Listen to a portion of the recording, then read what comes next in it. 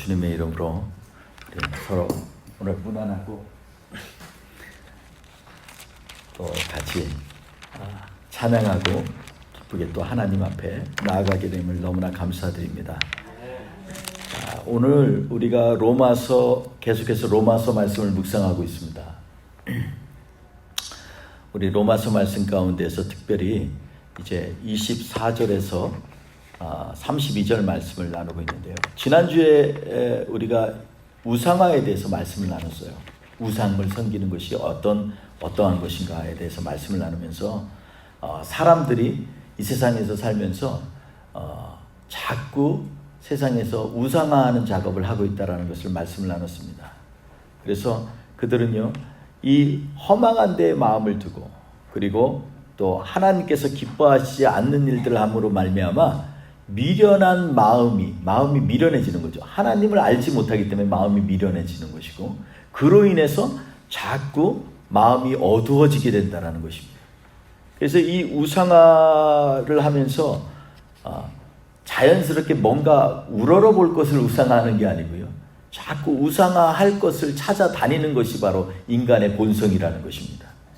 그래서 새도 찾고요, 또 사람 중에서도 우상할 사람이 없나 찾아보고요, 그리고 짐승과 하다못해 기어다니는 동물에게까지 신기하다 이러면서 우상을 만드는 작업을 하고 있다는 것입니다.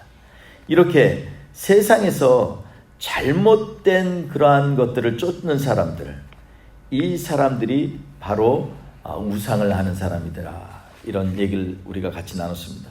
오늘은요, 우상화의 본질에 대해서 말씀을 나누려고 합니다. 오늘 사실 이 말씀을 보면서 24절에서 32절 말씀을 보면은요, 이 말씀 가지고 많은 분들이 동성애에 대해서 경고하는 말씀을 많이 나누고 있습니다. 물론 맞습니다. 여기에서 나오는 것들 중에서 우상화하는 것의 그런 핵심이 드러나는 그 겉으로 드러나는 현상 중에 가장 뚜렷하게 드러나는 것이 이 동성애라는 거죠. 전혀 이 자연적인 것들로 하나님께서 만물 가운데 다 우리에게 복을 주시고 또 그 가운데서 우리에게 살게 하셨는데, 이것을 자꾸 역으로 사용하려고 하는 그러한 본성을 갖고 있다는 것입니다. 그럼 왜 이럴까? 왜냐하면 우상화의 그 깊은 곳에는요, 이 우상화를 하는 그 안에 어떠한 그런 본질이 있는지를 우리가 고민을 해보면 이 왜 우상화를 하는지에 대해서 우리가 알게 됩니다.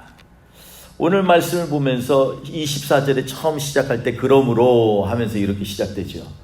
그래서 24절에 그러므로 하나님께서 그들을 마음의 정욕대로 더러움에 내버려뒀다라고 얘기를 합니다. 어떤 사람들이요? 우상화하는 사람들. 23절에 쭉 보니까 거기에서는 계속해서 자신의 썩어지지 아니하는 하나님의 영광을 썩는 것들로 바꾸는 사람들, 이러한 사람들이 우상화하는 사람들 아닙니까? 우상 숭배하는 사람들. 그런 사람들을 향해서 하나님의 진노는 어떻게 되냐면요, 내버려 두는 것입니다. 원래 이 원어 본문에 보면 뭐에 더 가깝냐면 넘겨준다라고 되어 있어요. gave over로 얘기를 합니다.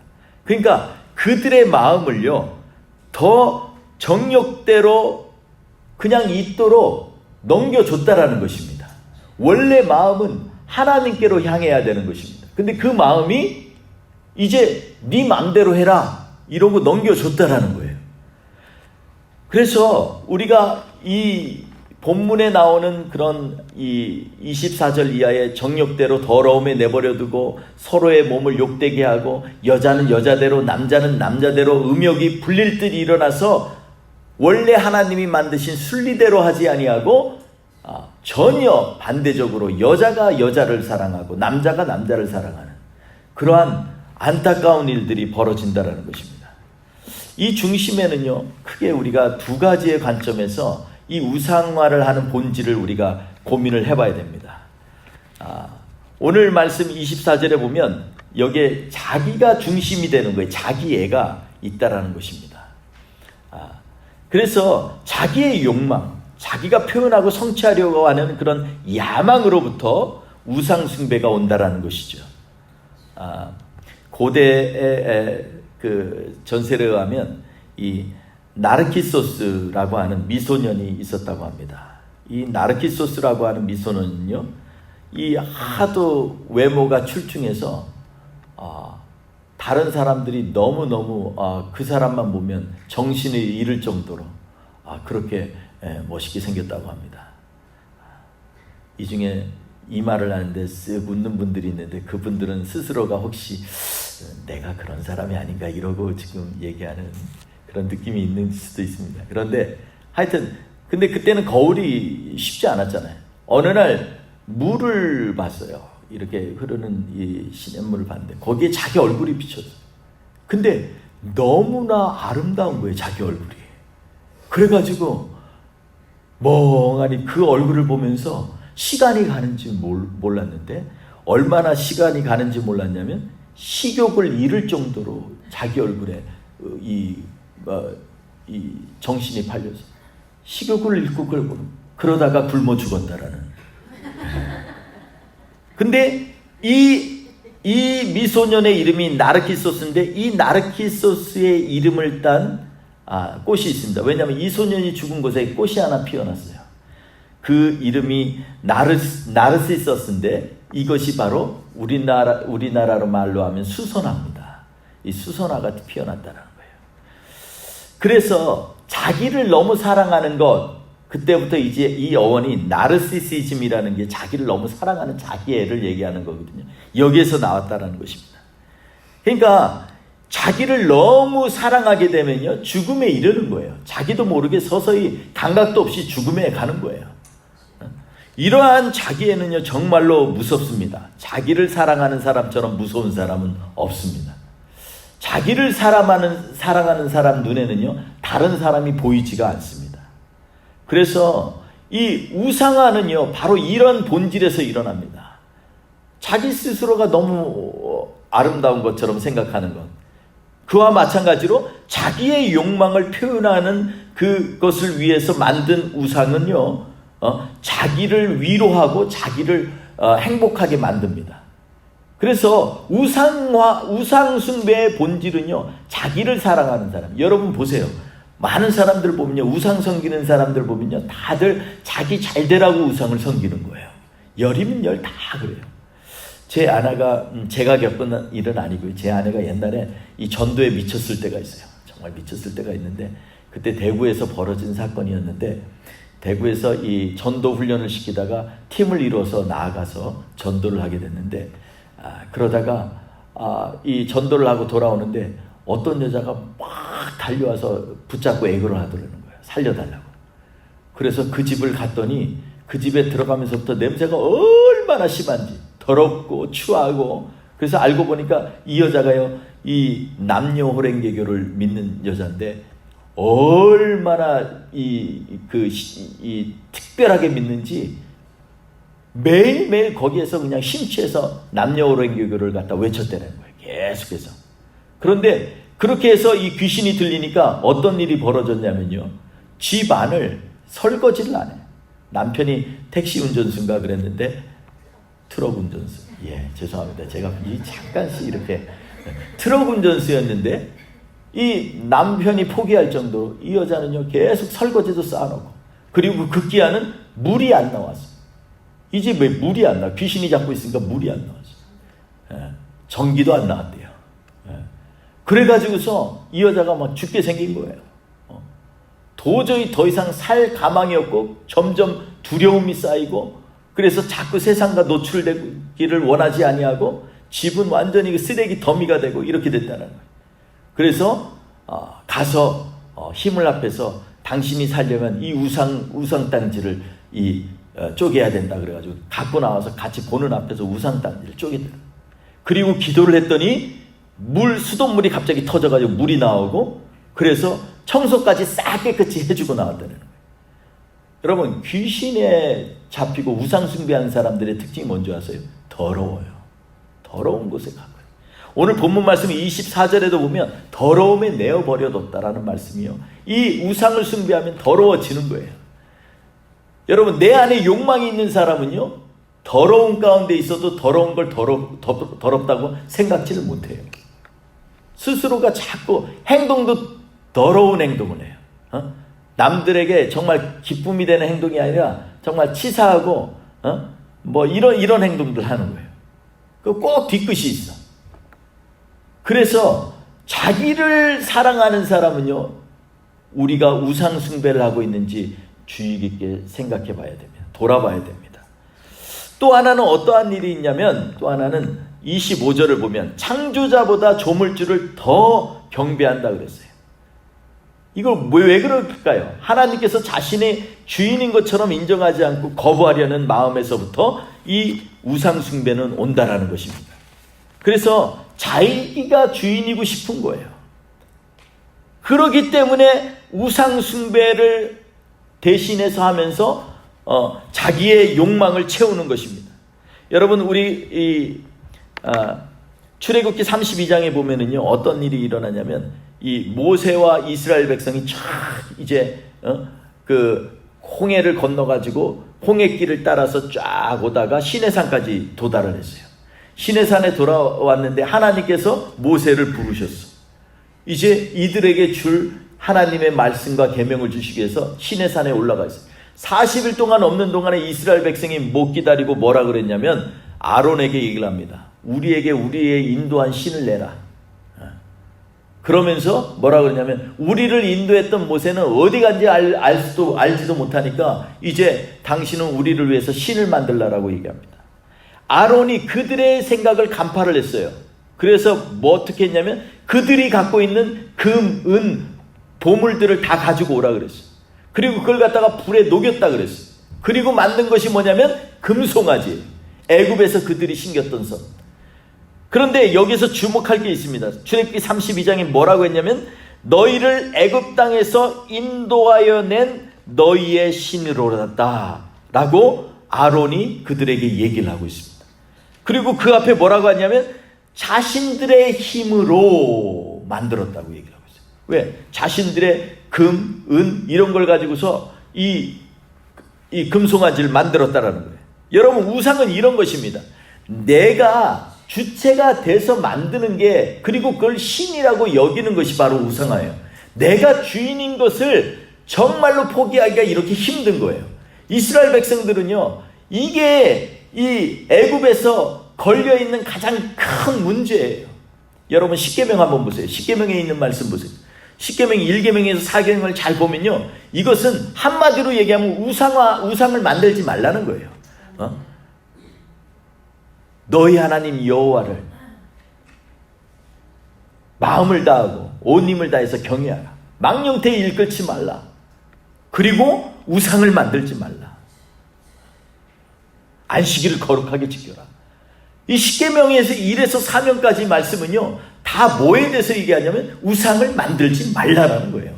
그 신명기에 한번 보세요. 신명기를 보면요, 철저하게 신명기에서는 뭐냐면, 너희는 우상을 섬기지 말라는 게 계속해서 이스라엘 백성에게 얘기를 하는 거예요. 너희가 하나님을 섬기냐? 그러면 내가 너희들의 행동을 보면 알아. 그게 뭐예요? 니네가 스스로 아직까지 주인이면 그것은 아직도 너희는 우상화 만들고 있는 거야. 그런데 너희의 마음의 주인이 하나님이면 너희는 하나님의 백성이 되는 거야. 이 얘기를 하는 거예요. 그리고 5계명에서 10계명은 뭐냐면, 하나님의 백성이 마땅히 해야 될 일들을 계명을 주신 거예요. 그러니까 한마디로 말하면 이 10계명은요, 우상을 만들지 말라는 거예요. 우리 안에 우상이 있다라는 거예요. 내가 아직도 내 삶의 주인이고자 하는 욕망이 있다라는 거예요. 그런데 우리는 예배를 드리면서 하나님 앞에 나오면서도 아직도 뒤로 가서는 내가 모든 걸 다 컨트롤하려고 하는 경우가 너무나 많이 있어요. 내가 내 인생을 운영하려고 하면은요, 하나님께서 주인이 되시지 못한다라는 것입니다. 여러분, 그렇기 때문에 우리를 26절에 보면, 이렇게 자신이 주인이고자 하는 사람들은요, 부끄러움에 내버려 두셨다고 얘기합니다. 그리고 28절에 보면, 그들이 마음에 하나님을 두기 싫어하매 라고 얘기합니다. 그래서 하나님께서는 또 어떻게 해요?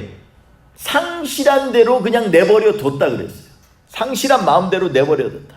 그래서 이 시대를 한마디로 얘기하면 뭐라고 얘기하냐면, The generation of the lost. 잃어버린 시대라는 거예요. 잃어버린 거예요. 뭐를 잃어버린지도 몰라, 사람들이. 그런데 사는 목적을 몰라요. 자기들이 추구하는 행복의 방식이 있는데 그게 사람을 진정으로 행복하게 하느냐? 그렇지 않다라는 거예요.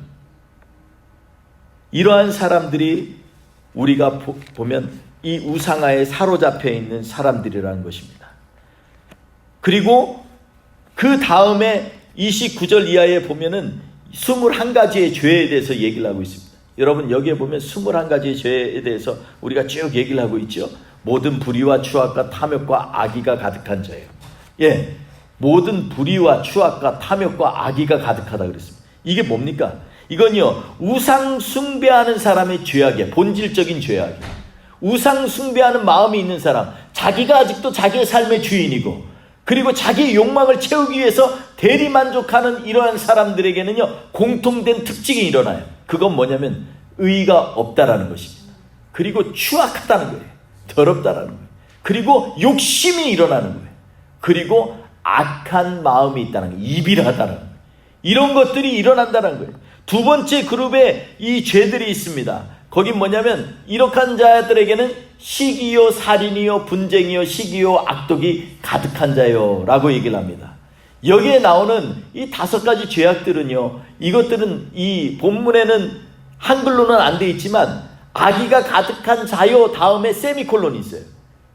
그 다음에 뭐냐면 그 다음에 이것들과 연관이 있고 이걸 부수적으로 설명한다라는 것입니다. 그래서 이 두 번째 그룹에 나오는 이 죄의 표현들은 어떠한 거냐면 우상 숭배자들에게 나타나는 죄를 얘기하는 것입니다. 죄가 표현되어지는 것.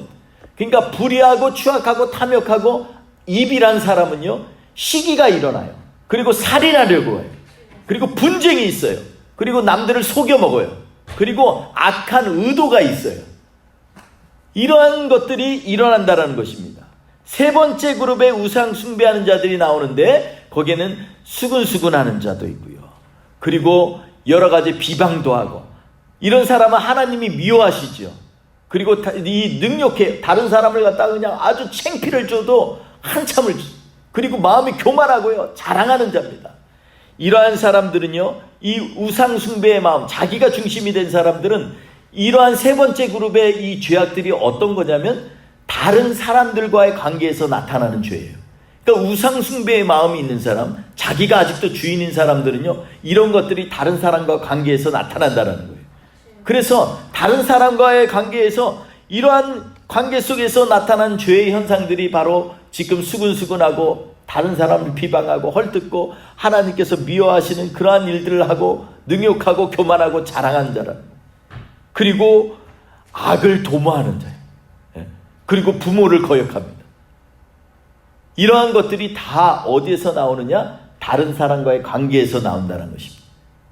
그래서 이러한 엄청난 죄의 속성들을 갖고 있기 때문에 우리는 우상 숭배에서 나와야 된다는 것입니다. 그리고 네 번째 그룹은 뭐냐면 이런 우상 숭배자들이 겉으로 드러나는 것이 아니라 내면적인 죄들을 얘기합니다. 이런 사람들은요, 하나님에 대한 이해도 없어요.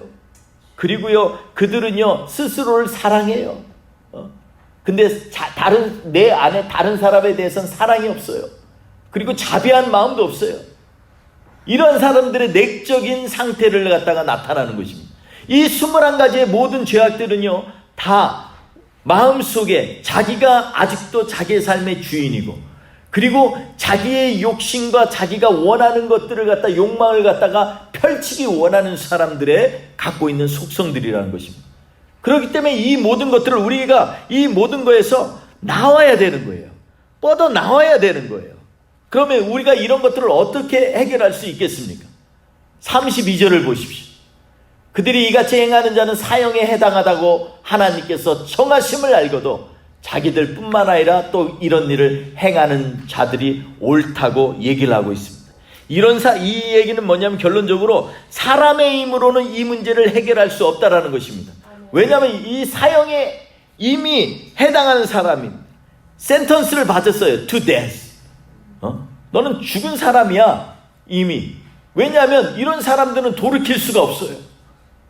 이 일은 오직 하나님의 원리와 하나님의 방식으로만 해결할 수 있다라고 오늘 우리에게 간접적으로 말씀하고 있는 것입니다.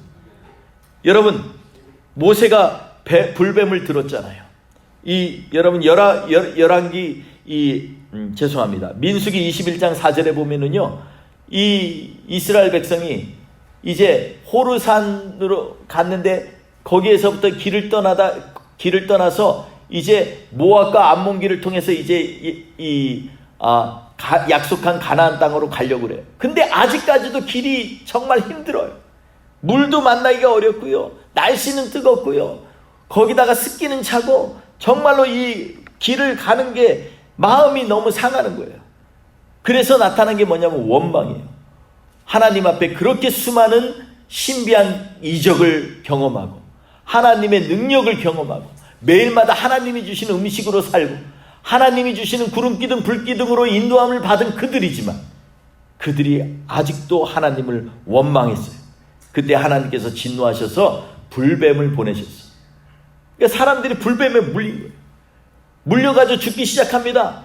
이 사람들이 그때 되니까 원망이 그치고 이제 죽게 됐으니까 부르짖습니다. 모세요, 다시 하나님께 좀 부르짖어 우리 살려달라고 해주세요. 그랬더니 하나님께서 모세에게 말씀을 하십니다. 너는 노스로 뱀을 만들어라. 그리고 그걸 장대에 매달아서 사람들에게 선포해라. 길을 지나면서 이 사람들이 있는 숙소를 지나면서 얘기를 해라. 누구든지 지금 이 불뱀을 보는 자는 하나님이 살리리라 하셨다. 그래서 그것을 보는 자마다 하나님께서 살리리라고 한 그 약속을 믿고 그것을 본 사람들은 구원을 받고 삶을 얻었고, 그렇지 못한 사람은 죽게 되었다라는 것이 민수기 21장에 말씀하고 있는 것입니다. 이것을 인용해서 요한복음 3장에 있는 말씀을 한 거예요. 인자가 마치 모세가 불뱀을 든 것 같이 인자도 들려야 하리니 그가 들림으로 말미암아 너희가 구원을 얻으리라. 그리고서 3장 16절 그 유명한 말씀이 나오시잖아요. 하나님이 세상을 이처럼 사랑하사 독생자를 주셨으니 이는 저를 믿는 자마다 멸망치 않고 영생을 얻게 하려 하십니다. 예수님이 불뱀처럼 들렸다는 거예요. 여러분, 놋이 어떤 성질을 갖고 있습니까? 뻘겋잖아요. 옛날에 놋은요, 신성을 얘기해요. 그래서 이 종교적인 모든 그런 것들을 만들 때 놋으로 만들어요. 그리고 그 위에다가 좀 돈이 있으면 금으로 이렇게 겉을 둘러쓰이고 은으로 둘러쓰이고 이러는 거예요. 기본적인 속성이 바로 놋이에요. 그래서 우리가 고대에 얘기할 때 놋은 하나님의 신성을 의미한다고 얘기한 거예요. 그러니까 하나님께서 놋뱀을 만드셨어요. 안에는 하나님이신데 겉은 죄 많은 인간의 몸으로 이 땅에 오신 예수님을 상징하는 거 아니겠습니까? 놋으로 뱀을 만들었다는 거예요. 죄의 상징인 뱀을 만들었다는 거예요. 그래서 그 뱀에 물린 자들마다 이 놋뱀을 보라는 것이에요. 이와 같이 이제는 우리에게 예수 그리스도를 보라는 거예요. 그렇게 되면 너희가 구원을 얻게 된다라는 것을 말씀하고 계시는 거예요. 그런데 이 불뱀을 만들고서 이것을 갖다가 이스라엘 백성이요, 상징적으로 이것을 보면서 얼마나 감격이 됐겠어요. 하나님이 이걸 보는 자마다 구원을 얻었으니까. 그래서 한 500년을 계속 소중히 갖고 있었어요. 근데 처음에는 이걸 갖고 있을 때 정말로 볼 때마다 하나님이 우리를 살리셨다, 은혜가 됐는데 시간이 지나고 사람이 지날수록 이제는 이것이요, 하나의 우상덩어리가 됐어요. 그래서 우상처럼 갖고 있다가 뭔가 어려움이 있으면 그걸 찾아는 거예요. 그래서 이제 그것을 만드신 하나님을 보기보다 이것을 통해서 내가 구원을 얻으리고 내가 치료받고 내가 무슨 형통함을 받겠다라는 그런 욕심을 가지고 이것을 대하기 시작했어요. 자기 마음에 있는 욕심을 이 불뱀에 놓고 그리고 기도를 하고 섬기기 시작하고 거기에다가 음식도 갖다 내고 다 하기 시작했다는 거예요. 500년을 계속 그랬다는 거예요. 그래서 언제까지 갔냐면 히스기야 시대까지 갔어요. 그래서 열왕기야 18장에 보면 히스기야가요, 이들이 이 불뱀을 우상을 만드는 걸 보고서 이걸 갖다가요 완전히 부셔버렸어요. 부시면서 뭐라고 했냐면 누스단 이렇게 했어요. 이거 그냥 노지야, 그냥 노시야라는 말이 누스단이에요. 놋덩어리야, 이거 별거 신성이 없어, 이러면서 히스기야가요 망가뜨려 버렸어요. 깨버렸다는 것입니다. 여러분, 우상은 이런 것입니다. 우리의 삶 가운데 있어서 나의 욕망을 간접적으로 대리하려고 하는 것입니다. 그렇게 얘기하면 우리가 십자가도 우상이 될 수 있다는 거예요.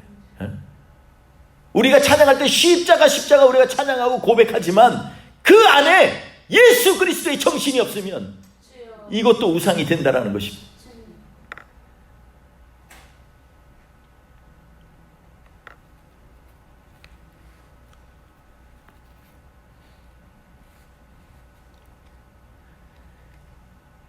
여러분, 십자가의 은혜만이 우리를 우상 숭배에서부터 본질적으로 갖고 있는 내가 스스로 주인 되는 것으로부터 온전히 하나님께로 이끌 수 있는 오직 한 길이 바로 예수 그리스도의 십자가의 길입니다. 아멘.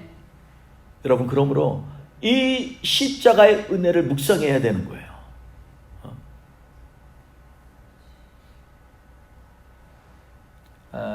샌프란시스코 차이나타운에서 일어났던 일입니다. 이 중국 사람인데요, 우리말로 하면 춘삼,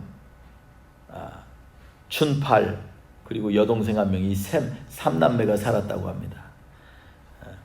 춘삼이라고 하니까 한국 사람 같은데 한국말로 하니까 춘삼입니다. 이 춘삼은요, 이 샌프란시스코에서 나무 십자가를 만드는 일을 하는 목공이었습니다. 그래서 열심히 가족들을 돌보고 형제 자매끼리 위에, 이 남매끼리 위에 있게 이렇게 살았습니다. 그는 열심히 일을 하는 목공이었어요. 그 십자가를 만들 때마다 주님의 십자가를 묵상하는 그러한 사람이었습니다. 이 여동생도 성실했습니다. 집안일을 잘 돌보고. 근데 중간에 있던 이 춘팔이라고 하는 애는 도박에 빠졌습니다. 그래서 맨날 돈만 생기면 도박을 하기 시작했어요. 그리고 자꾸 집에 돈을 저축해 놓으면 몰래 가져가 가지고서 도박을 하게 됐습니다. 근데 이제 도박하다가 모든 걸 탕진해 버렸어요. 그리고 이제 더 집에서 팔아먹을 것도 없었어요. 그래서 자기 형을 설득합니다.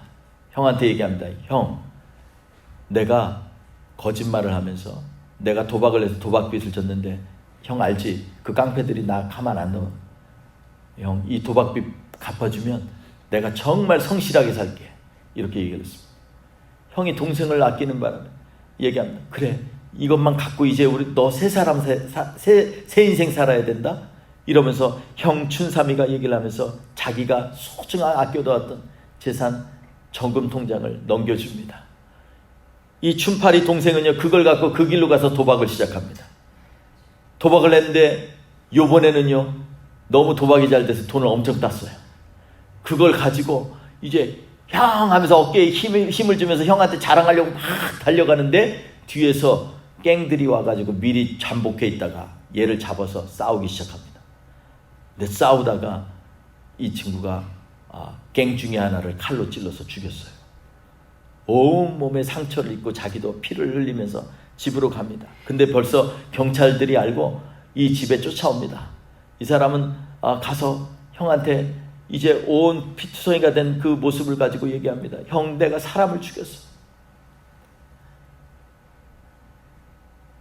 이제 돌이킬 수가 없는 나는 죄인이야. 나는 어쩔 수가 없어. 근데 밖에서는 이제 마이크를 가지고서 경찰이 얘기합니다. 빨리 좋은 말 할 때 손 들고 나오라고. 그때 형이 아무 말도 안 하고 그 동생을 보면서 지그시 볼을 한번 쓰다듬고 하더니 그 옷을 벗깁니다. 그리고 이 형이 그 옷을 입고 그리고서 자기가 만든 목각 자그마한 나무 십자가를 건네줍니다. 그리고 밖으로 뛰어나갔어요. 말릴 새도 없이. 근데 뛰어나갔는데 이 경찰들이 확인을 하기 이전에 무조건 달립니다. 경찰들이 그 자리에서 총을 쏴서 죽였어요. 그래서 이 형 춘삼이는 그 자리에서 바로 죽임을 당했습니다. 그리고 나중에 경찰들이 조사해 보니까 이 춘삼이라는 사람이 진짜 범인이 아닌 것을 알게 됐어요. 그래서 그 가운데서 형이 이미 죽었으니까 이것을 묻기로 합니다. 그래서 교도소에 가는 것을 이 둘째 동생은 면했어요. 근데 그때부터 이 동생의 마음에 형이 준 그 십자가가 마음에 새겨지기 시작합니다. 그리고 이 동생은 그 후로 아무 말 없이 형이 했던 그 목공 일을 시작합니다. 처음부터 십자가를 만들어 보니까 너무 서툴어서 형이 만든 것 같고 같지가 않아요. 그런데 한 번, 두 번, 세 번 성공할 때까지 계속 시간이 갈도록 합니다.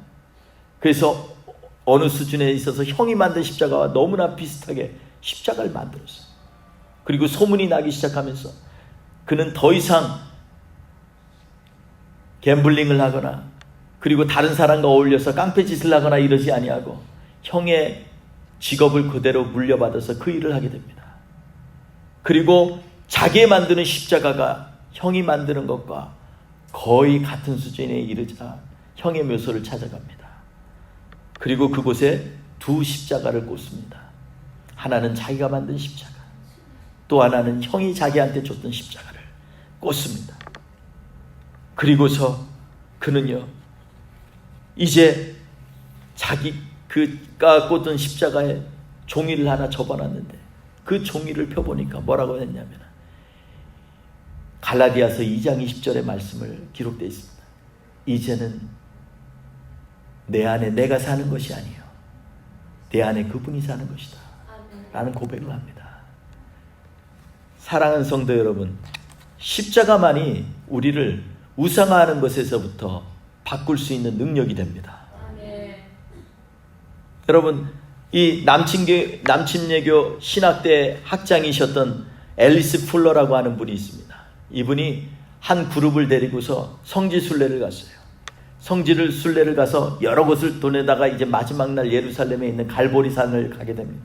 근데 거기에 모였던 사람들이 다 얘기를 합니다. 박사님, 풀러 박사님, 내일 주일인데 우리가 내일은 이 갈보리산을 가는 스케줄이 있어요. 여기에 가는데 가서 거기에 그 앞에서 저희한테 말씀을 좀 해주시면 감사하겠습니다. 갑자기 부탁을 했어요. 무리가 전부가. 이 박사님이요, 너무 당황했습니다. 성지순례를 왔는데 거기에서 과연 내가 무슨 말을 해야 될까 고민을 많이 했어요. 그리고 그가 도저히 생각이 안 나니까 밤새 잠을 못 자고 마태복음에 기록된 예수님께서 십자가에서 고난받으신 그런 성결 구절들을 갖다가 묵상하기 시작했습니다. 그리고 이제 그 다음날 골고다 산성을 한 걸음 한 걸음 같이 그룹과 함께 올라갑니다. 올라가면서 이제 자기가 마태복음에 묵상했던 예수님의 고난을 잘 설명을 해요. 사람들이 말이 없습니다. 그전엔 사진도 찍고 뭐하고 했는데 이 길을 가는 동안에 그 말씀에 귀를 기울입니다. 마태복음에 예수님께서 어떻게 잡히시고 그리고 어떻게 고난을 받으시고 그리고 이 길을 갔는가를 묵상하기 시작했습니다. 그리고 드디어 갈보리 언덕에 올라갔습니다. 그때 이 풀러 박사님이 같이 왔던 이 그룹들에게 이런 얘기를 합니다. 저곳이 예수님께서 여러분과 나를 위해 돌아가셨던 곳입니다. 그리고 아무 말 없이 이 찬양을 했습니다. 주 달려 죽은 십자가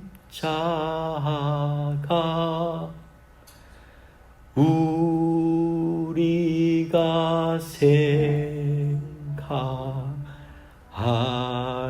때에 죽으신 구주 밖에는 자랑을 말게 하소서. 사랑하는 성도 여러분, 우리가 우리의 욕심을 위해서 내버려둔 결과가 이렇게 정말로 처절합니다. 우리의 인생이 완전히 악으로 쌓여있게 됩니다. 이 시간에도 예수님께서 우리를 향해서 말씀하십니다. 사랑하는 자녀야, 내가 너를 너무나 사랑하기 때문에 내 몸을 다해서 내가 너희의 죄를 지고 십자가에 달려 죽었다. 이제 네가 너 안에 주인 되지 말고 나를 바라보지 않겠니? 주님이 오늘 우리에게 말씀하십니다. 여러분, 우상 숭배라는 건 꼭 새겨져 있는 우상만이, 우리가 숭배하는 것만이 우상 숭배가 아닙니다. 우리 안에 아직까지도 마음속에 새겨진, 내가 주인되고 내가 뭔가 해보려고 그러고 나를 위해서만 교회 다니는 것조차도 나를 위해 다니는 것, 이런 것들이 다 내 안에 갖고 있는 우상이라는 것입니다. 사랑하는 성도 여러분, 오늘 이 시간에 철저하게 하나님 앞에 우리가 이 모든 것 내려놓고 다시 우리를 구원하신 예수 그리스도를 바라보기를 원합니다. 그분을 바라보고 그분이 지신 십자가를 우리가 함께 지고 나아갈 때 주께서는 우리를 향해서 오늘 이 시간에 하나님의 자녀로 다시금 우리를 부르시고 우리와 함께 영원한 주님이 예비하신 천소로 가기 위하여 이 시간에도 우리와 동행하시는 하나님이심을 오늘 우리에게 말씀하고 계시는 것입니다.